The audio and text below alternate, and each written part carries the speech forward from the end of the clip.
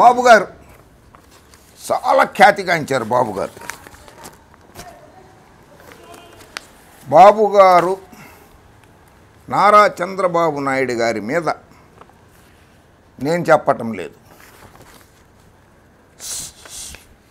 Smart governance ఇది చూడండి, ఇది రీసెర్చ్ పేపర్, ఇది వరల్డ్ బ్యాంక్కి సబ్మిట్ చేసినటువంటి పేపర్లు ఇవి, రీసెర్చ్ పేపర్లు, నేను రాసింది కాదు. Working paper 228 smart governance politics in the policy process in Andhra Pradesh India, Jos Mooij, October 2003, అప్పుడు ఆయన ముఖ్యమంత్రి. Overseas Development Institute, 111 Westminster Bridge Road, London, United Kingdom. ఇది రీసెర్చ్ పేపర్స్, నేను రాయలా. ఆంధ్రప్రదేశ్లో నారా చంద్రబాబు నాయుడు గారి పరిపాలన ఎలా ఉంది అనే దాని మీద రాసిన దాంట్లో కొన్ని కంటెంట్స్ మాత్రమే మీకు చదివి వినిపిస్తా. There are also publicity hypes around the particular so-called achievements. Nara Chandrababu Naidu గారికి పబ్లిసిటీ పిచ్చి ఉంది. While some achievements are highly publicized, ఆయన చేసినా చేయకపోయినా సరే ఆయనకి పక్కన కుడి భుజంగా ఎడమ భుజంగా ఉన్న పచ్చపత్రికలు, ఆ పచ్చ గొట్టాలు ఉంటాయి కదా, అవన్నీ కూడా ఇష్టం వచ్చిన రీతిలో పబ్లిసిటీలు ఇచ్చేసేయి. He does not seem to rely on anybody and is himself in control. అంటే పక్కన ఉన్న కూడా ఎవరిని నమ్మడట చంద్రబాబు నాయుడు. ఆయన ఎవరినైనా కుటుంబ సభ్యులను నమ్మడం, స్నేహితులను నమ్మడం, పార్టీలో ఉన్నటువంటి వాళ్ళని నమ్మడం, ఆయనే నమ్ముకుంటాడట. ఇక రాష్ట్ర ప్రజలను ఏం నమ్ముతాడండి? నేను రాసింది కాదండి, ఇది రీసెర్చ్ స్కాలర్స్ వరల్డ్ బ్యాంక్కి సబ్మిట్ చేసిన రిపోర్ట్లో ఇచ్చారు. ఇది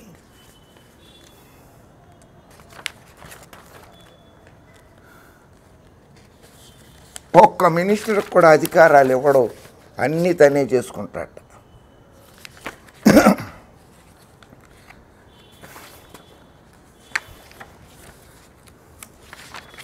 ఇంకా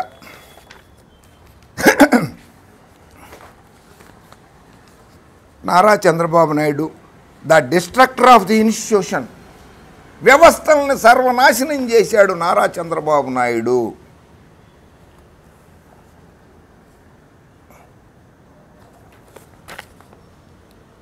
Though this court had chief justices from outside from 1982 onwards, the affairs of the institution were going on, if not smoothly, but in a tolerable manner. But the affairs of the has taken nose drive during the chief ministership of Nara Chandrababu Naidu. James Manor, in his report on a development risk assessment, Andhra Pradesh submitted to the Department of International Development, summarized the position as herein under. ఈయన ఒక research scholar, ఈయన a development risk assessment Andhra Pradesh Department of International Development అనేది సబ్మిట్ చేసిన రిపోర్ట్లో రాశాడు. ఆయన research scholar Andhra Pradesh అభివృద్ధి మీద, నారా చంద్రబాబు నాయుడు గారి పరిపాలన మీద. While the former chief minister Nara Chandrababu Naidu refused to regularize the temporary employees even after the Supreme Court judgment, he attended to only request reasonable or unreasonable of the High Court with rapt attention, while other people were brickbats in the administration. High Court judges received royal treatment from the government. If any reasonable person watches the expenditure of the High Court of Andhra Pradesh, he will notice the flow of funds in abundance, resulting in wasteful expenditure. Research scholar Andhra Pradesh high court మీద, న్యాయ వ్యవస్థ మీద research చేసి రాసిన పేపర్లో చంద్రబాబు నాయుడు గారు న్యాయ వ్యవస్థని ఎలా లొంగ తీసుకుంటాడు, జడ్జిల్ని ఎలా లోపరుచుకోగలడని చెప్పి రాసినది ఇది. and the Chief Minister's personal dominance, Andhra Pradesh probably has the highly and effectively centralized state government in India. The Chief Minister Nara Chandrababu Naidu is very extensively engaged as the dominant voice of decisions, reforming the justice system. The judiciary in India is genuinely autonomous from the executive, but an adorned Chief Minister Nara Chandrababu Naidu sometimes acquire substantial leverage with justices. Several leading lawyers and retired judges have stressed in interviews that this has happened as a result of Mr. Naidu clever handling of the High Court of Andhra Pradesh. Andhra Pradesh High Court ni చాలా చక్కగా manage చేస్తున్నాడు నారా చంద్రబాబు నాయుడు అని చెప్పి నేను రాయలేదు. Mr James Manor in his report, research scholar ఇచ్చాడు ఈ రిపోర్ట్ని.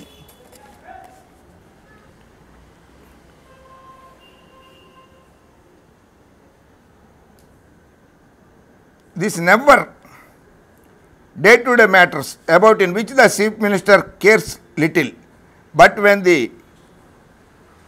vital of the state government are affected by a case before the court of law, it usually receives support. Naidu's influence has also grown lately because he was able to use his warm links to the Chief Justices to ensure that two lawyers who were his close allies, some say, were High Court. One of the two was seen as an lawyer. Both were highly partisan. Justice Prabhashankar Mishra, Chief Justice of this court in the 1997, he was heavily relying upon Nara Chandrababu Naidu to go to Supreme Court. సుప్రీంకోర్టుకి నన్ను జడ్జిగా పంపించమని నారా చంద్రబాబు నాయుడు గారి మీద Andhra Pradesh high court chief justice Prabhashankar Mishra గారు 1997లో వేడుకున్నారట. Research scholar, foreign నుంచి వచ్చి research చేసిన రీసెర్చ్ స్కాలర్స్ రాశారు. అంటే నారా చంద్రబాబు నాయుడు గారు న్యాయ వ్యవస్థని ఎలా గుప్పిట్లో పెట్టుకున్నారో అర్థం చేసుకోండి ప్రజలారా. నేను న్యాయస్థానాలకు వ్యతిరేకం కాదు, న్యాయమూర్తులకు వ్యతిరేకం కాదు.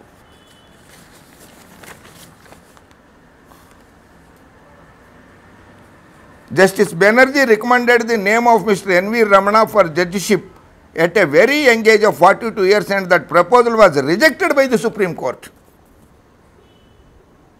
Supreme Court N.V. Ramana గారిని ఆంధ్రప్రదేశ్ హైకోర్టు జడ్జిగా అపాయింట్ చేయడానికి ఒప్పుకోలేదు, రిజెక్ట్ చేసిందట. On that occasion, Justice Jagannath Rao, representing the High Court of AP, observed that he is a political broker taking advantage of the amendment of the guidelines during Justice Verma's tenure without there being a fresh proposal from the High Court. The Chief Minister Chandrababu Naidu and Justice N.V. Ramana managed to get the proposal reviewed during the Justice Anand's tenure, with whom both of whom maintained cordial relations.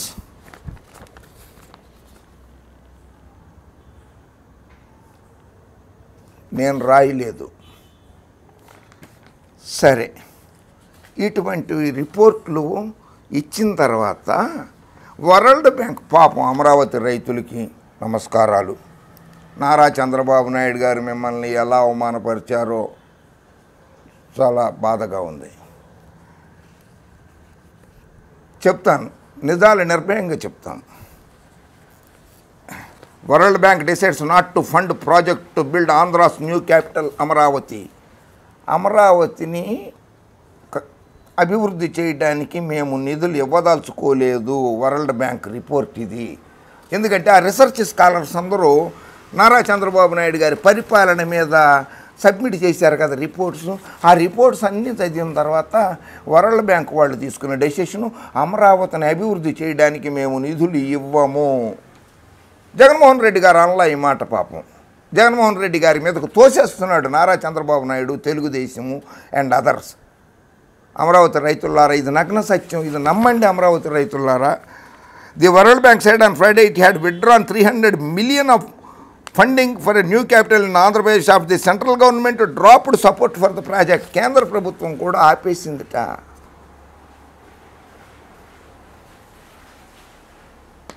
Chandrababu Naidu గారు అవినీతి అక్రమాలు చూసిన తర్వాత పోలవరం ప్రాజెక్టుకు ATM లాగా పనిచేసి వాడుకుంటున్నాడని నరేంద్ర మోడీ గారు అన్న తర్వాత అది దాన్ని అమరావతి అభివృద్ధికి వరల్డ్ బ్యాంక్ నిధులు ఇవ్వనన్నదట.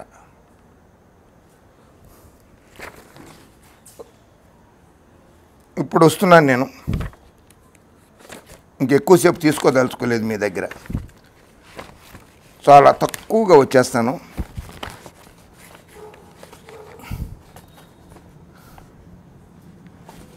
అఫ్కోర్స్ జస్టిస్ ఎన్వి రమణ గారికి కూడా వచ్చే ఇబ్బంది ఏమి ఉండదు. ఇంపీచ్మెంట్ చేయాలని అంటే భారత రాజ్యాంగం ప్రకారంగా చాలా 100 మంది లోక్సభ ఎంపీలు 50 మంది రాజ్యసభ సభ్యులు కూడా సంతకాలు పెట్టాలి. దానికి చాలా పెద్ద ప్రొసీజర్ ఉంటుంది. బాబ్డే గారు చీఫ్ జస్టిస్ గారు ఒక ఇన్హౌస్ కమిటీ వేయాలి.